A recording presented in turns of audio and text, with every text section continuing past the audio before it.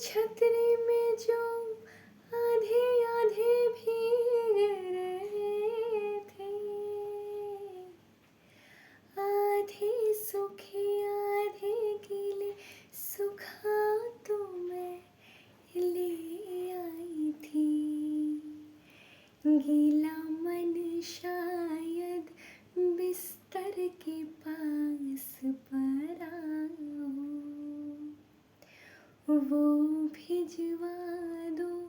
मेरा वो सामान लौटा दो, वो भिजवा दो मेरा वो सामान लौटा दो, मेरा कुछ सामान तुम्हारे पास पड़ा